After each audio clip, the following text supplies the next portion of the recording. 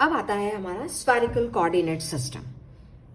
इसमें भी वही बात है, जो हमारे तीनों कर्व हैं, कर्व्ड सरफेसेस हैं कर्विलीनियर कोऑर्डिनेट की, u1 बराबर c1, u2 बराबर c2 एंड u3 बराबर c3। ये सरफेसेस हमारी हो जाएंगी r theta and phi, means r बराबर c1, थीटा बराबर c2 एंड फाई बराबर c3। फिर वही shape of these surfaces in coordinate surfaces. अब जो ये आपकी कोऑर्डिनेट सरफेस है r बराबर c1, ये है spherical surface of radius r and इसका जो सेंटर है वो सारी कोऑर्डिनेट सरफेसेस का इंटरसेक्शन पॉइंट है। तो जो आपकी कोऑर्डिनेट सरफेस है r बराबर c1, ये स्फेरिकल सरफेस है of radius r and its centre is at the intersection of all three coordinate surfaces. Next आपकी कोऑर्डिनेट सरफेसेस है थीटा बराबर c2, ये आपकी कॉनिकल सरफेस है about the Z axis, Z axis के चारों तरफ ये आपकी कॉनिकल सरफेस है जिसका वर्टेक्स ओरिजिन O है और ये वर्टेक्स एंगल थीटा बनाती है जेड एक्सिस के साथ। तो कोऑर्डिनेट सरफेसेस थीटा बराबर c2 आपकी क्या है, कॉनिकल सरफेस है अबाउट द जेड एक्सिस और इसका वर्टेक्स कहां पर है, ओरिजिन O है और जो कि वर्टेक्स एंगल थीटा बना रही है जेड एक्सिस से। तीसरी कोऑर्डिनेट सरफेस है आपकी फाई बराबर c3, ये सेमी सर्कुलर प्लेन है। फाई बराबर c3 क्या है आपकी, ये सेमी सर्कुलर प्लेन है आपकी, ये सेमी सर्कुलर प्लेन बन गई अबाउट द, ये भी अबाउट द जेड एक्सिस है, वो भी अबाउट द जेड एक्सिस है और उसका सेंटर O है और ये एंगल फाई बना रही है एक्स जेड प्लेन से। जो आपका एक्स जेड प्लेन है इस पे आप एंगल फाई बना रही है। तो जब c2 बराबर 0 होगा, कौन सी वाली सरफेस के अंदर, कॉनिकल सरफेस में, जब c2 बराबर 0 पर ये जो सरफेस है ये किस में बदल जाती है, जेड एक्सिस में बदल जाती है। और c2 बराबर अगर π/2 होता तो ये सरफेस xy प्लेन होती। तो आपके पास में ये स्फेरिकल कोऑर्डिनेट सिस्टम है। तीन सरफेसेस हैं r, theta and phi. r बराबर c1 जो है सरफेस वो स्फेरिकल सरफेस है ऑफ रेडियस r। दूसरी आपकी थीटा बराबर c2 है, ये कॉनिकल सरफेस है आपकी अबाउट द जेड एक्सिस। और जो तीसरी है फाई बराबर c3, ये सेमी सर्कुलर प्लेन है अबाउट द जेड एक्सिस। तो ये आपका है स्फेरिकल कोऑर्डिनेट सिस्टम।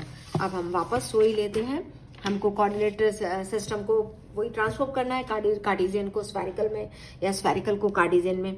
फिर हमने क्या किया, वही ड्रॉ किया PP डैश परपेंडिकुलर और XY प्लेन पर हमने ये PP डैश, ये हमने एक सिंपल सा जो आपका कोऑर्डिनेट सिस्टम था स्फेरिकल कोऑर्डिनेट सिस्टम जो मैंने आपको पहले बताया था उसका ये हमने एक्सेस यहाँ ड्रॉ कर लिया है, ठीक है। और ये आपकी रेडियस है, जैसे ये आपका P पॉइंट था तो ये आपकी रेडियस है, तो यहाँ पर ये आपकी रेडियस है। अब ये जेड एक्सिस के साथ थीटा एंगल बना रहा है तो ये भी आपका, ये देखिए ये वाला प्लेन है जेड एक्सिस के साथ में आपका थीटा एंगल बना रहा है। और यहाँ पर ये इस एक्सिस के साथ फाई एंगल बना रहा है तो यहाँ पर भी ये इस एक्सिस के साथ फाई एंगल बना रहा है।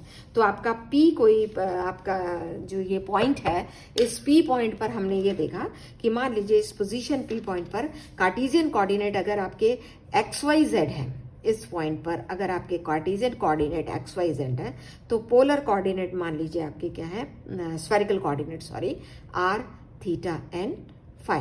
तो इस पॉइंट पर हमने ये देखा R, थीटा, फाई आपका स्फेरिकल कोऑर्डिनेट है। परपेंडिकुलर आपने ड्रॉ किया P पॉइंट से XY प्लेन पे। OP is equal to R आपकी क्या है, radius of a sphere drawn about the origin O। PP dash this is parallel to this और PP डैश बराबर किसके बराबर आ गया, Z के। अब Z क्या हो गया, ये इसके साथ एंगल बना रहा है तो Z axis is nothing your Z बराबर R cos थीटा, ये आपके पास आ गया। OP डैश आपके पास में ये है, इस पे आपने ये पॉइंट पे ये आपका OP डैश किसके बराबर आ गया हमारे पास, OP डैश बराबर R sine theta. OP dash किसके बराबर है, अगर ये R है, ये एंगल थीटा है, then this is 90 degree minus theta, तो आपके पास में ये OP डैश किसके बराबर आ गया, R साइन थीटा के बराबर। X पॉइंट क्या होगा, X Cartesian coordinate X axis, ये आप कैसे इसको निकालेंगे, projection of OP dash on X axis. Y क्या होगा, projection of OP dash on Y axis. Projection means प्रक्षेप। ओपी डैश का एक्स एक्सिस पर जो प्रक्षेप है वो एक्स कहलाएगा। ओपी डैश का वाई एक्सिस पर जो प्रक्षेप है वो क्या कहलाएगा? आपका वाई कहलाएगा। तो फिर एक्स बराबर projection of OP dash on X axis किसके बराबर हो गया? एक्स बराबर OP dash cos phi. OP dash कितना है? आर साइन थीटा, और कॉस फाई हमारे पास है, तो एक्स बराबर क्या आ गया? R sine theta cos phi. इसी तरीके से projection of OP dash on Y axis, तो ये आपने वाई एक्सिस पे ये प्रोजेक्शन लिया इसका, तो ये आपके पास किसके बराबर हो गया? OP dash sine phi. तो ये आपके पास क्या आ गया? R sine theta sine phi, और ये आपके पास है R sine theta cos phi, और जेड बराबर किसका हो गया? आर कॉस थीटा के। तो दो कोऑर्डिनेट ट्रांसफॉर्मेशन आपके पास क्या हो गए? एक्स बराबर R sine theta cos phi, Y बराबर R sine theta sine phi, Z बराबर R cos theta. Position vector in Cartesian coordinate में ये है। तो आपका स्फेरिकल कोऑर्डिनेट सिस्टम में क्या हो गया? आई कैप एक्स की जगह R sine theta cos phi plus J cap Y की जगह R sine theta sine phi plus K Z की जगह आर कॉस थीटा। आर क्या हो जाएगा आपका? X square plus Y square plus Z square, because sine square theta plus cos square theta is equal to 1 होता है, sine square phi plus cos square phi is equal to 1 होता है। नौ theta की value क्या हो जाएगी? इन दो आप देखिए, इन दोनों आप ये वाली इक्वेशन देखिए, साइन थीटा एक्स बराबर, तो जेड आपके पास क्या है? आर कॉस थीटा, तो थीटा बराबर आपके पास किसके बराबर हो गया? थीटा बराबर nothing your Z by R. तो यहाँ पर थीटा का हमने वैल्यू ले ली cos inverse Z by R. Phi आपके पास आ गया वाई बाय एक्स, तो अपन ये साइन थीटा सारे कैंसिल हो गए, और sine phi by cos phi tan phi, और टेन फाई बराबर आ गया आपके पास में tan inverse Y by x.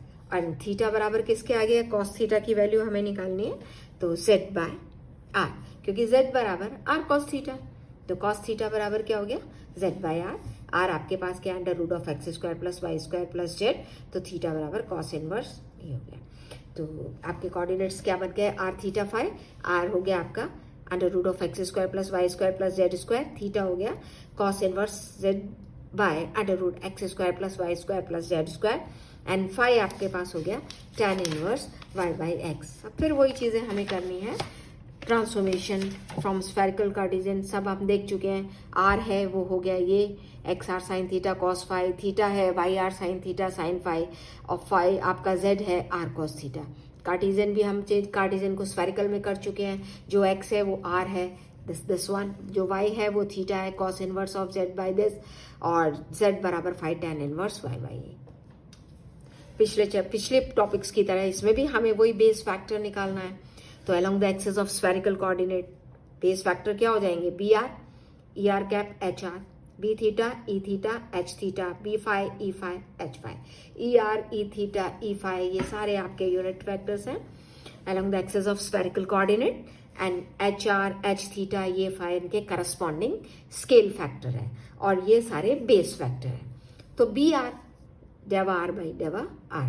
अब आर यहाँ पर क्या है? आर बाई आर आपका ये है स्फेरिकल कोऑर्डिनेट सिस्टम है। I cap R sine theta cos phi plus J cap R sine theta sine phi plus K cap R cos theta. इसको ध्यान से देखिए, ये आपका पोजीशन वेक्टर है, इसी से ही हमें सब चीजें निकालनी है। अब डेवा आर बाई डेवा आर डिफ्रेंशिएट कर लीजिए विद रिस्पेक्ट टू आर इसको, तो ये आपके पास क्या आ गया? I cap sine theta cos phi plus J cap sine theta sine phi plus K cap cos theta, तो ये आपके पास पी आर की वैल्यू आ गई। Similarly B theta with respect to theta differentiate कर लीजिए, I cap R cos theta cos five plus J cap R cos theta sine five minus K R sine theta, because cos theta is minus sine theta. तो ये आपके पास में क्या आ गया? Base vector B theta. B phi with respect to phi differentiate कीजिए, तो आपके पास कॉस फाइव का माइनस साइन फाइव हो गया, तो minus I cap R sine theta sine five plus J cap R sine theta cos phi, और इसमें फाइव है ही नहीं, तो अपने पास बी फाइव आपके पास ये आ गया।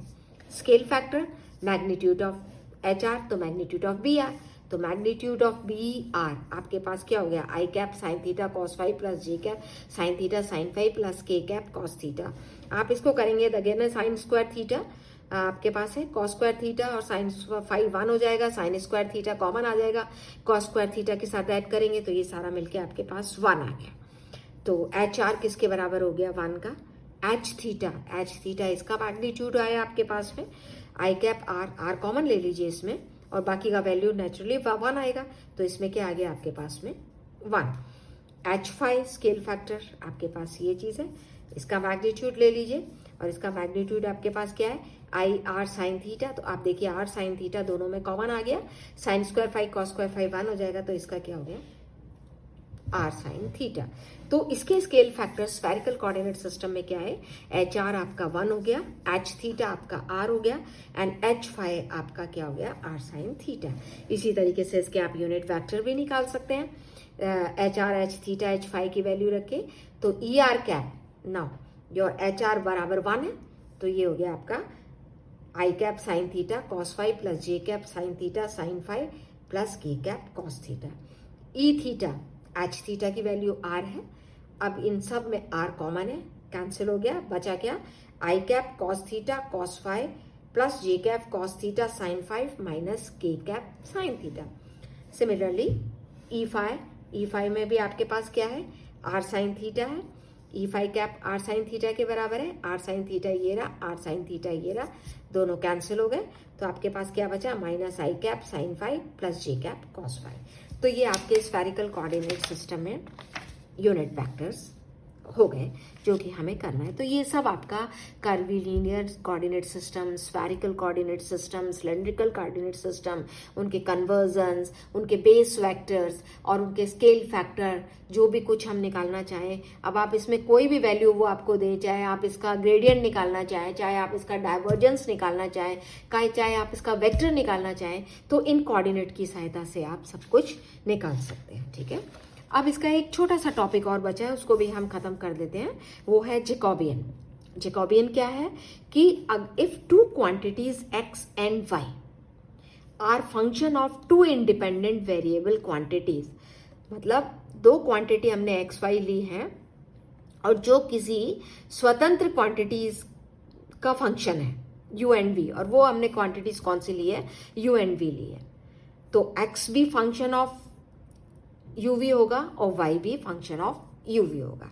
If two quantities x and y are function of two independent variable quantities, that is your u and v, तो आपका x भी फंक्शन ऑफ uv होगा और y भी फंक्शन ऑफ uv होगा। और जैकोबियन आइडेंटिटी को, Jacobian of x by x और y का जो जैकोबियन है वो हम मैट्रिक्स फॉर्म में इस तरीके से डिफाइन करते हैं, jxy Jacobian X Y, Jacobian X Y का मतलब X Y U V, it means matrix form में डेवा एक्स, क्योंकि ये दोनों का फंक्शन है, तो डेवा एक्स का partial differentiation with respect to U keeping Y V as a constant, फिर वाई के साथ डेवा वाई बाई डेवा U keeping V as a constant, डेवा एक्स बाई डेवा V keeping U as a constant, डेवा वाई बाई डेवा V keeping U as constant. तो जैकोबियन आइडेंटिटी को मैट्रिक्स फॉर्म में हम इस तरीके से डिफाइन करते हैं। बहुत छोटी छोटी प्रॉब्लम है, आप खुद भी कर सकते हैं, फिर भी मैं छोटी में सी एक दो प्रॉब्लम्स आपको बता देती हूँ, बाकी की आप खुद ट्राई करिएगा या मैं आपको असाइनमेंट्स में दूंगी। Properties of Jacobian, J U V बराबर 1, यानी कि आप x को भी u ले लें और y को भी v ले लें, तो ये आप 1 के बराबर होगा। तो कैसे होगा, अब आप देखिए, जे यू वी, तो जहां भी x है उसकी जगह u रख दीजिए और जहां भी y है उसकी जगह v रख दीजिए। तो आप देखिए, डेवा u बाई डेवा u, डेवा v बाई डेवा v, डेवा u बाई डेवा v और डेवा v बाई डेवा e। अब डेवा u बाई डेवा v ये 1 हो गया। अब ये तो keeping u as a constant, तो वैसे भी ये इसका फंक्शन नहीं है, 0 यहाँ पर 0 और ये 1, तो ये आपके पास मैट्रिक्स यूनिट मैट्रिक्स आ गया 1 के बराबर। तो u v are two independent variables हैं, तो ये सारे के सारे आपके 0 हो गए। अब जे एक्स एक्स बराबर 0, यानी कि y को आपने x के बराबर ले लिया, x तो x है पर जहां पर y है उसको हमने x लगा दिया। तो देखो, डेवा x बाई डेवा u v, डेवा y बाई की जगह आ गया डेवा x बाई डेवा u, डेवा एक्स बाई डेवा वी, और फिर यहाँ पे आ गया डेवा एक्स बाई डेवा वी।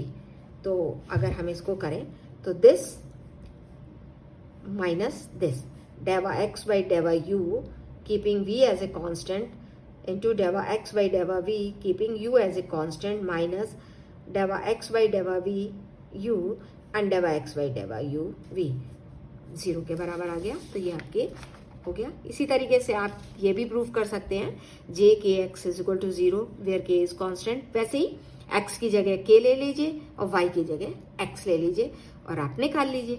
जे एक्स वाई बराबर माइनस जे वाई एक्स, ये भी प्रूव कर सकते हैं, is equal to J Y minus X भी, कुछ भी प्रूव कर सकते हैं आप, जो भी चाहे वो प्रूव कर सकते हैं। बस आपको x और y में इसको सब्स्टिट्यूट करना है। तो आज का हमारा टॉपिक इतना ही है। नेक्स्ट टाइम पे हम दूसरे टॉपिक के साथ मिलेंगे। Thank you.